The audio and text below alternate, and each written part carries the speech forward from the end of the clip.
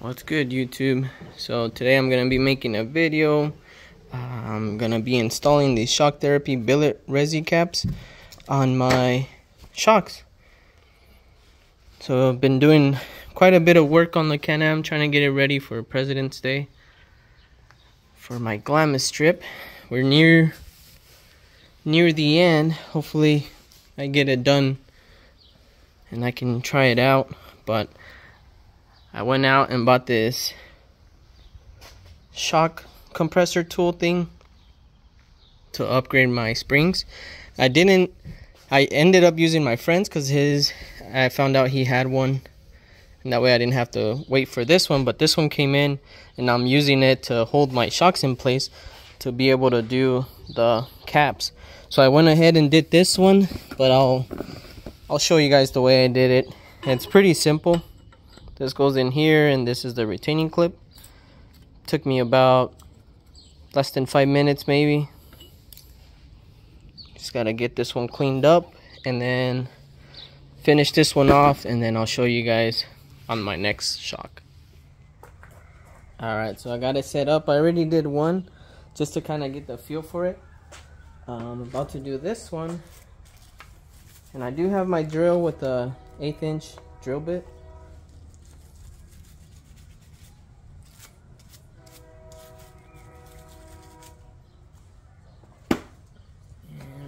Do with the cap. So what we're doing is we're drilling through here just enough to puncture and get the nitrogen out. If you do this, just keep in mind you won't be able to reuse these caps. So once you drill through there, it's a done deal with the caps.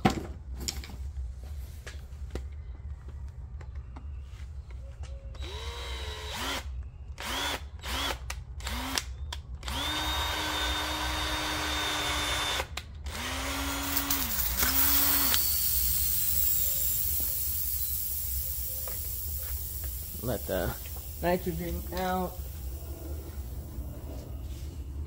Once it's all out, what you want to do is press in. There we go. And there's a retaining clip. Just gonna move it around.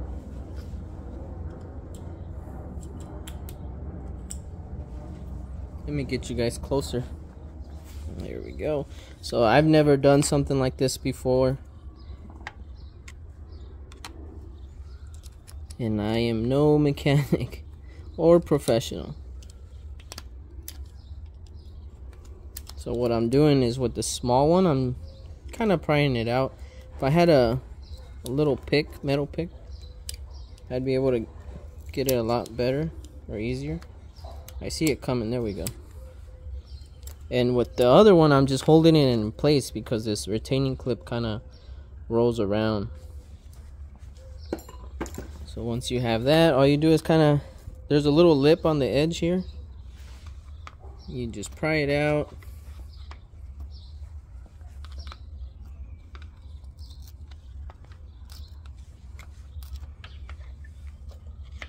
I don't have a vise, so that's why I'm using this shock compressor tool.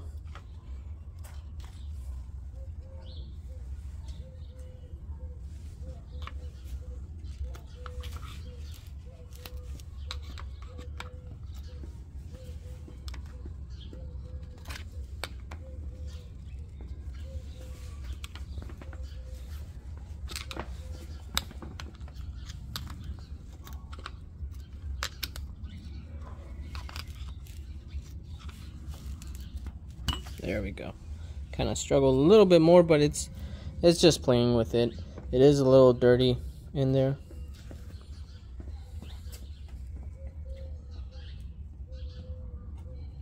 Like the sides. And I'll just get a rag, and all I do is wipe the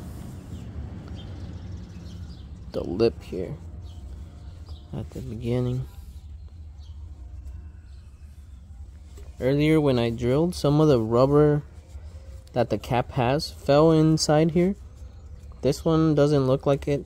I'll still remove it and aim it downwards. to see if we get anything to come out. So far I haven't seen any oil drainage or anything like that, so I think we're good so far.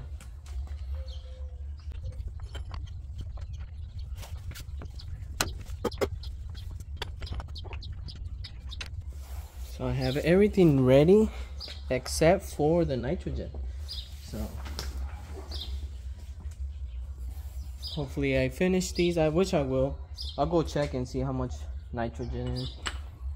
So this is the new one. I do see a little bit of grease in here. So what I'm gonna do, I'm gonna use it for the O-ring. Grease, oil, it's just layered. It's not really liquid or anything.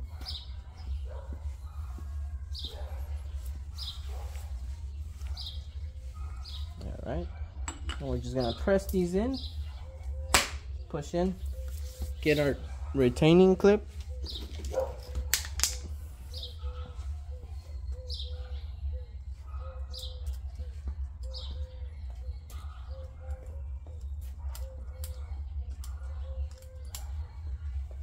And pretty much dropped in place. So what you want to do to make sure, I guess I could have done a close-up. Let me bring you a little closer.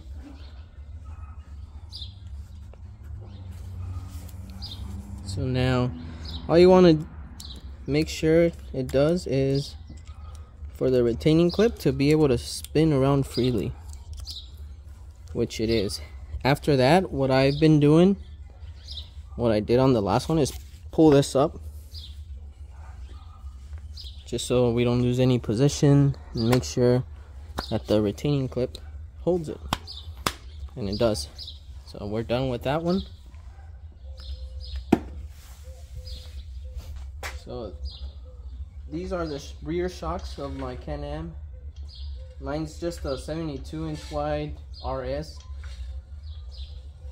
So it's a Turbo R. I don't have the Turbo RR shocks in the rear. I think they're 3.0s. These are 2.5s. Oops, just doing the wrong one. There we go.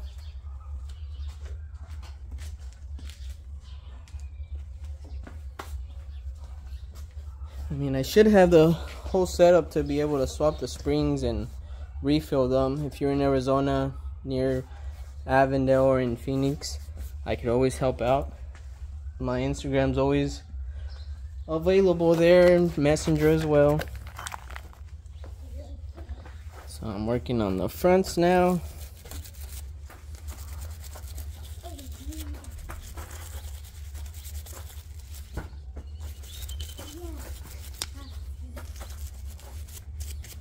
So they do sell a special tool to recharge these.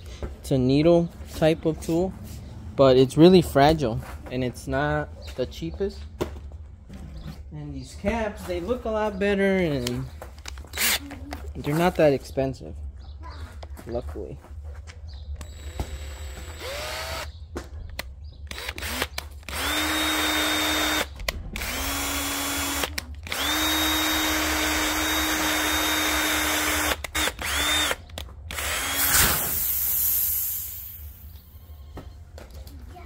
A lot of air,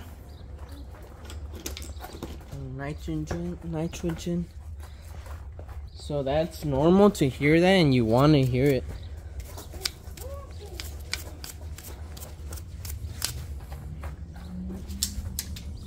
Let's push these down. There we go. Oh, yeah! That's my son. He's playing with the ball. Go get this clip out.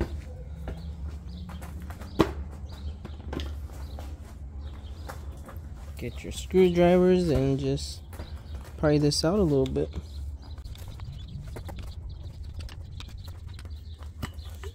There we go.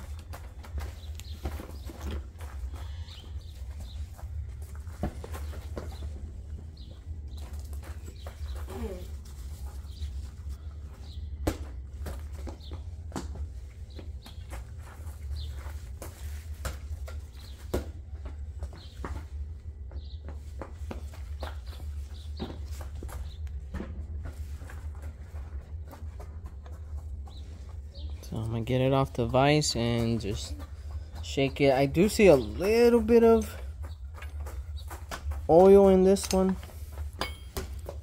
Let me see if I can see how much oil.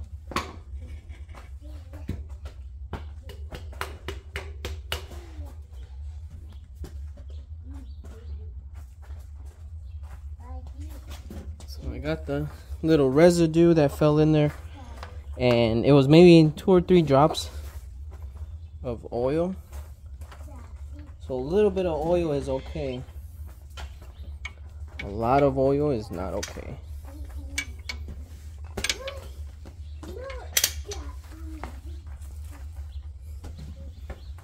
So you can probably see it here. And I'll use that for the O-ring.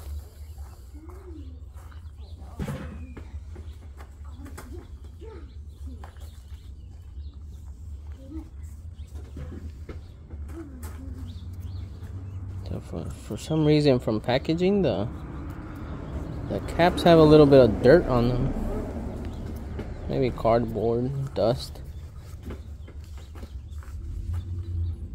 You really don't want to get any debris in there.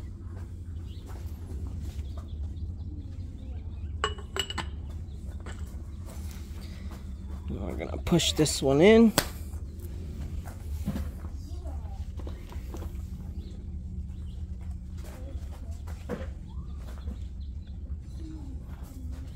I'm gonna get my retainer clip here.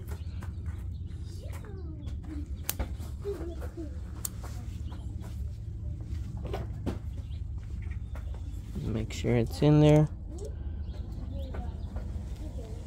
Spinning freely. Still do a few pulls and it's good. So just got one more to go. I'm pretty sure you can get this done like in an hour or less. I think you are able to do these while on the car, while they're installed. But since I had them off due to upgrading my springs, might as well do them now.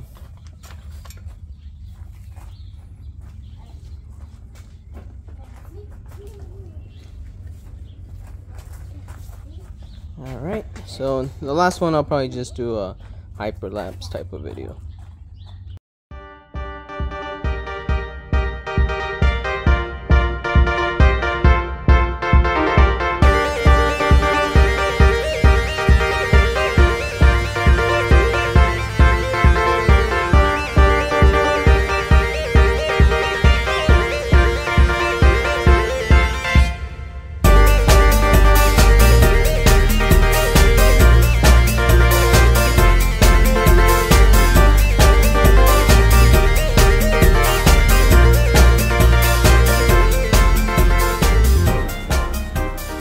Whether you go with shock therapy or not, there is quite a few brands that make these caps. The process is the same for all of them. That's the same way you're gonna remove them and install them. There's pretty much preference which ones you choose. I like these ones, and shock therapy is local, and their price for them is not too bad, and I think it goes with the shocks, the billet caps. But there you go. Hopefully this video helps you guys. You should be able to do this while they're installed, or even if you have to take them off on the floor. I don't have a vise, but luckily I had this compressor which holds the shock and makes it easy. Alright, so I was able to get some nitrogen compressed. This part I did buy off of was it Amazon or eBay? It was already pre-built. You can build your own. It was kind of pricey. I think I spent like 180 on it. You can make one a lot cheaper. I just decided to just buy one that was already ready. And for the tank, this tank would have been around 250, 260. But if you bring your own tank, they'll swap it out, and it only costs $20 to $30 for some nitrogen. And I've never done this before, but I've been reading up on it. So I'm at 200 psi, and then I also have a gauge here. And let me set it up and we'll go through this. I might be doing something wrong, and it's okay. Feel free to comment. Always willing to take some feedback. I'm not a professional, but I have been double checking my PSI levels, and they've been coming out. So let's get this going. So it has a valve here. I get it open, I attach it here.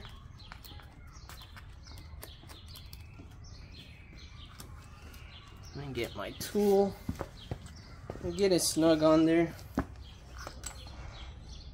There we go. Now I close the valve so it pushes in on that one, and they should be empty, which they are. And then what I do, I open this valve to let the air in. As soon as it marks around close to 200 psi, close it off, open this back up,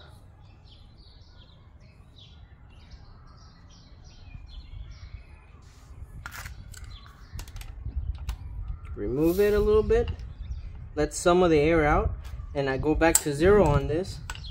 This is how I've been checking it. Go back to 0, close this back on, open or close, and then it gives me a reading, and it's reading right under 200, which I'm okay with. Let's get it back to 200. There we go. Close that one, open this one, and we should be set. These are my rear springs. I actually already did my Jeep. My Jeep has some Schrader valves, and they were actually a little low.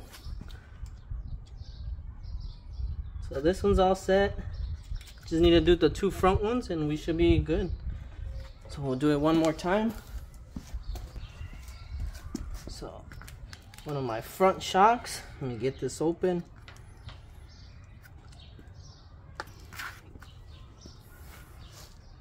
Get this back on there.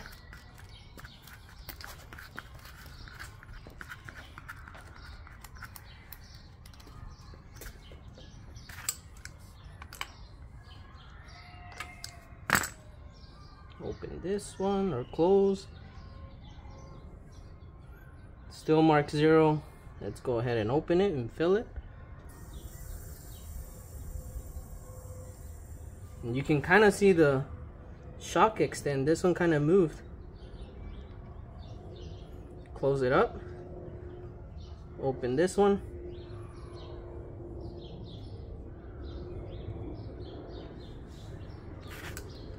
And I'm gonna release the pressure here, 0 it out, close it back, open it again. Let's see what it marks us off. Right under 200. We'll open it one more time, keep it there, and that's it. So it's not too hard. Like I said, I'm no professional, but I don't mind trying stuff.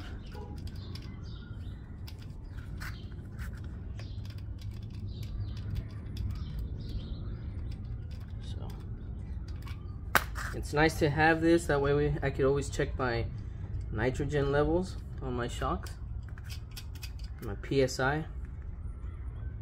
But that's all. Now I just gotta install the shocks.